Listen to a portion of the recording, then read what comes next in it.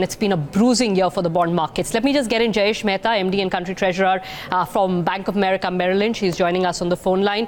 Good afternoon, Mr. Mehta. Thanks so much for joining us on this last trading day of 2017.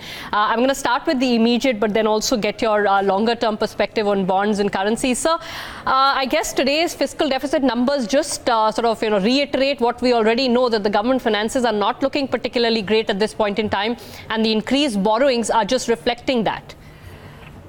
Yeah, that's true. And anyway, they have announced the number, which is 50,000 crores by way of dated borrowing. And of course, some roughly around 25,000 crores, which is kind of adjustment, but that is also the supply which will come on the treasury bills. So definitely the supply has gone up, and in absence of no new buyers and existing buyers also suffering mark-to-market losses. You see the demand not at all, trying to chase value at this juncture. Of course, there is a lot of value at the current levels of the bond yields, but I think people are just waiting for demand-supply mismatch, which is supply side is much larger than what the market can absorb currently. Sir, at around current levels, so it's around 735 right now, 735, 740 levels. Do you think the yield has sort of stretched itself out a little bit, or do you think these levels are sustainable given the pressures both from the fiscal side and possible pressures from the inflation side? I think inflation, medium-term outlook, maybe you will see inflation going up till March, maybe April. But overall, the second half, we see the inflation being timid. But having said that, January is, at least next 1 month, you have a lot of uncertainties. FPI limits are full, so no new buyers there. You might get some 5,000-10,000 crores extra, which comes every quarter. Banks are really shy because already they are sitting on MTM losses. If you look at 2017, we started with 6.40, went up to 660, came down to 642 in August, and then 680 in early November, and now we are at 740. So banks are really sitting on huge losses. The appetite for risk, particularly the mark-to-market, unless you see some nudging coming in, you see some support coming in, and that's what everybody is waiting for, that where is that support going to come, because every fortnight every week you will have new supply coming in. We need to see even today's auction. Today, of course, is the last day for this quarter, so maybe it might have been a little bit.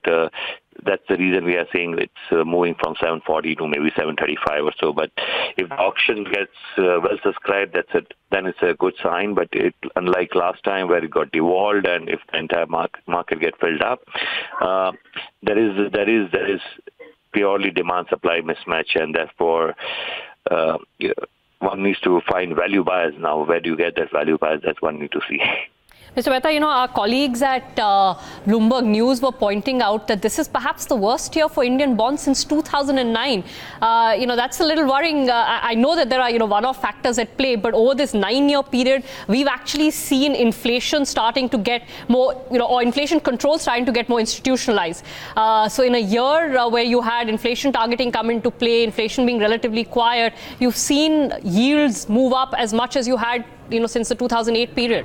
No, but that's it's a policy rate. There are two parts to it, right? So the policy rate is at 6%, and that's been reduced. And of course, the spread has moved to now 135 to 140 basis point. That is overnight versus 10-year, and that has nothing really to do with inflation or inflation outlook. Then that's the reason people find it. I think it's more about the demand supply. So with 15,000 crore supply almost every week, and buyers, because of MTM loss, don't have really huge appetite to pick it up and take new fresh positions. So maybe some foreign entities will start the new year in January. That might bring something, but then again, they will wait for the right opportunity. Ultimately, it's the Indian banks who are the big buyers, and they are sitting right now on, they would be suffering some mark-to-market hits in this quarter. So what is the foreign investor perspective on both the debt and the equity markets? I ask because the currencies actually had a great year. So ironically, bonds have had a bad year, but the currency has had one of the best years, or the first annual gains, I think, since about 2012 or 13, if I'm not wrong. No, the foreigners are definitely interested, right? So, but if you look at it from July, August onwards, foreign portfolio investors' limit for government bonds is almost full, right? Maybe you will have 10,000 crores, 8 to 10,000 crores coming in January, but that will be get lapped up. So there is definitely demand from international investors, but the limits are full. So that's the reason they cannot really put in more money on the government bonds, and therefore this has to be supported locally. Either you improve the FPI limit, that again is a policy decision, or it needs to get supported locally. And for local support to come in, there has to be some confidence, some support, some guidance required. Till that time, you might see, okay, 740, can it become 725? Yes, it can become 725, but I think that's where we are stuck in right now.